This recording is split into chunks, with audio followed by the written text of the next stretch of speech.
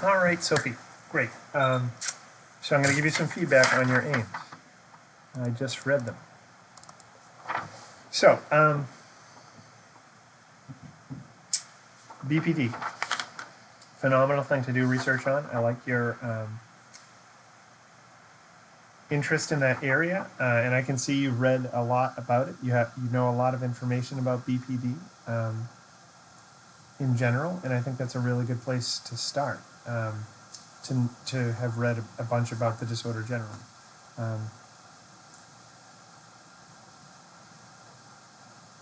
And I think in general, you're just going to have to make a few tweaks here when you revise this for the final version. And I have a suggestion, I think, to tweak your aims a little bit. But I think you're on a very good path, so you've done well.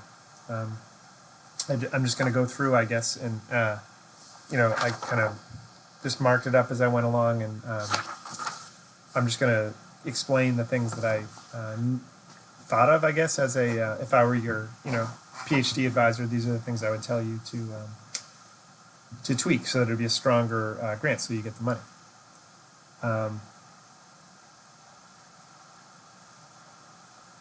So the first, I wasn't super explicit about this, but I did want you to do your aims about something to do with the class. I think I said a few times, and yeah, you're doing it on borderline, which is has to do with the class, but what you're doing is essentially just a treatment study, and it's a little too general for my taste, for having, it doesn't have to do with the class enough. So that's my suggested tweak, is going to be to tweak it so that it has more to do with the class. So that was what I wrote in the first sentence, is scope ? It's like, what's the scope of this? It's a little, it doesn't quite fit the prompt, which is, it should have something to do with basic cognition or perception, as well as, the disorder. So that we'll get to that in the end.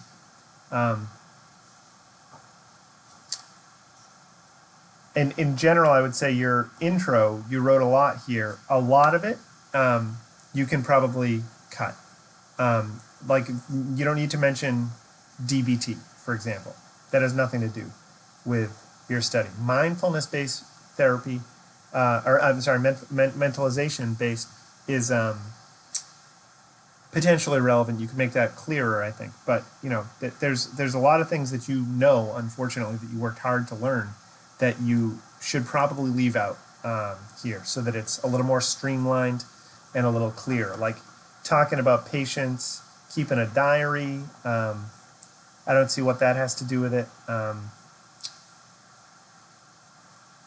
They have enhanced empathy. That's known as the empathic paradox. I don't see what that has to do with it. It's interesting.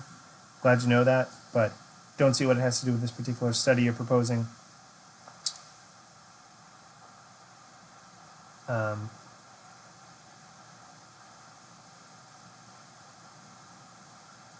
They have alexithymia.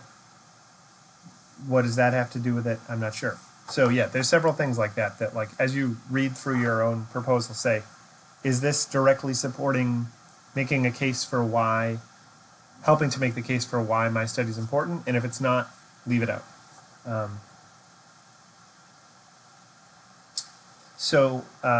One of the little thing is, I don't really understand your reference system. It looks like your references go up to number 26 or something like that, but you only have 11 references on the back here. So I don't understand what, usually each reference would have just one number next to it. And then every time you refer to that reference, you would say, number 4. So yeah, I would maybe change your reference system so that it's more like that.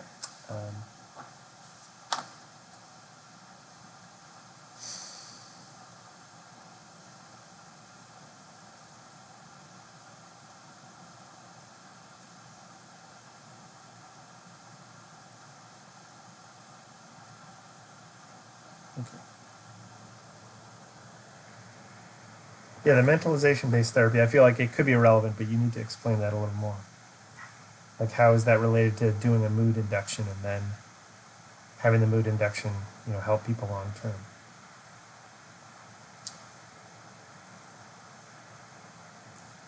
So then you go on. The next paragraph is about mood induction, which I like. I like what your general structure is. First paragraph, talk about BPD. Second paragraph, talk about mood inductions and how they've been helpful in depression. That's good. And then you say, what we don't know is whether mood inductions can help with BPD. That's your third paragraph. This is a really good structure.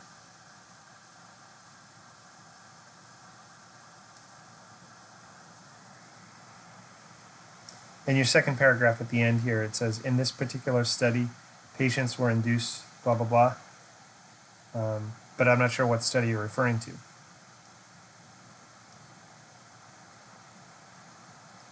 It's not like you said, one study in 2004 did this. In this particular study, blah, blah, blah. You didn't introduce the study clearly. I'm not sure which reference you're referring to, so just make that clear. The next paragraph where you started, you say, there seems to be a gap. This is a grant. Remember I told you about grantsmanship. Be a little stronger. Say, there is a gap, Even if you're not entirely sure, this would be a place to be a little firmer anyway. Assume you're right, that you review the literature well enough, and there is a gap, because you want to make it sound really strong. However, I aim to induce positive mood inductions. I think probably, however, I aim to induce positive mood via. You can skip the second inductions. With such a positive and immediately beneficial treatment, it's going to have a strong retention rate. That's a nice thing to say, but how do you know your treatment's going to be immediately beneficial? Maybe make that clear if you're going to make that claim. All right, so in your first aim, I predict that induction, last sentence, I will predict that this mood induction will counteract their natural tendency towards negative emotions. I guess I'm a little confused. So the title of that aim is to examine the potential role of positive mood inductions on self-experience in BPD. By the way, I would say to examine the potential effect of positive mood inductions upon self-experience in BPD. But then you're saying your prediction is it has to do about negative emotions, not self-experience. So I would keep those consistent. Talk about self-experience in both, or talk about negative emotions in both. Second aim, you predict that this mood induction, they'll have a more positive outlook on their relationships, allowing them to trust more. Why do you think that? Why do you think if you make them feel good for 5 minutes by repeating a sentence or whatever, they're going to have a more optimistic outlook on their relationships? You need to, that's maybe you kind of hope that's true or something, but you need to have a clear rationale for why that would be the case. And you can cut some of the more general things like talking about DBT and so forth earlier on and make some space to explicate that. Why is it that these mood inductions are going to help them have a better outlook on relationships?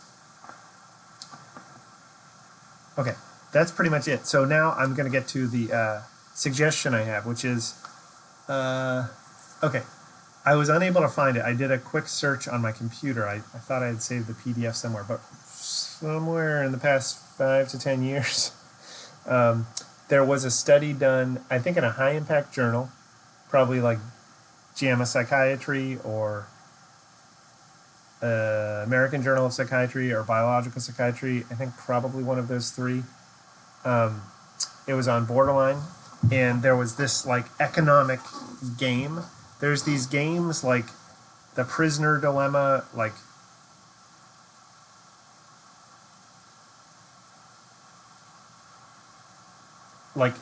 there's this other person and you don't know what they're going to do, but are you going to cooperate with that person or are you going to screw them over? And if you screw them over, you say you're not getting out of jail, then you might get a little bit, but if you so there's two people, right?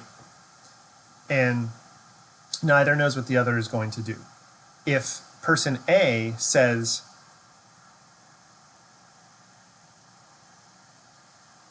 so you have two choices. So if you're person A, you can look at person B and be like, okay, person B, I'm definitely having you stay in jail. And what that means is I'm getting out of jail in a year. Okay? So this is, I think I'm going to be able to explain it now. Sorry for rambling. So person A has two choices. They can say, okay, person B, F you. You're staying in jail for the rest of your life, and I get out in 1 year. So then you get out of jail in a year. That's pretty good. However, that's one choice you can make. The other choice you can make is say, person B, I trust you.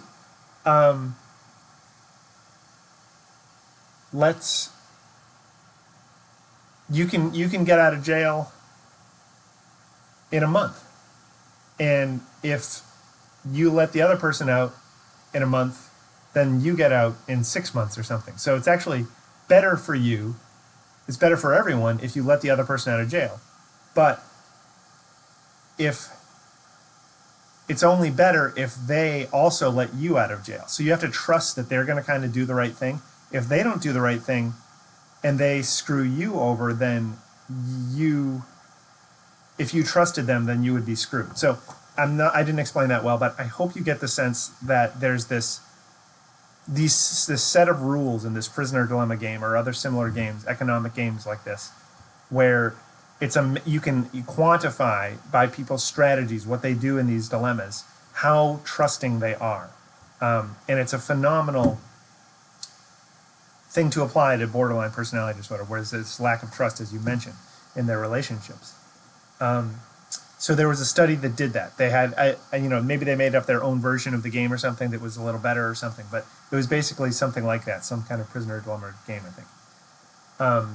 So see if you can find that paper, and I would recommend, if you think that this is going to help, these mood inductions are going to help long term, first you have to show, I think, or it would be more, I don't know, it might be easier for you to do a study where you have people come into the lab just one time, do a few mood inductions, maybe over a period of a few hours, and see how they do in a game like that. It would be hard for you to measure, is my study working in their relationships? Well, you're going to give them a questionnaire or something like that, and you're going to hope it works out or whatever. But if you can see how they perform in different moods on this task, then that would be like immediate data for you. And then maybe you could do like a follow-up treatment study that's more long-term, like you suggest. But what I'm suggesting is more, remember I said at the beginning, I want you to be more related to the class. Do something that's basic cognition or perception in addition to your mood induction thing. And I think this would get at that. So that is my recommendation. I hope that makes sense. And I hope you can find that study. Look for a little bit. If you can't find it, maybe we can look together. We can do a Zoom and find that study. There may be a couple by now, but I know there's at least one. So that's my recommendation. Overall, I can tell you worked really hard on this, and it looks like I don't think it'll be too bad for you to kind of make that tweak, make the other changes I suggested, and you'll be in really good shape, Sophie. So nice work. Keep up the good work.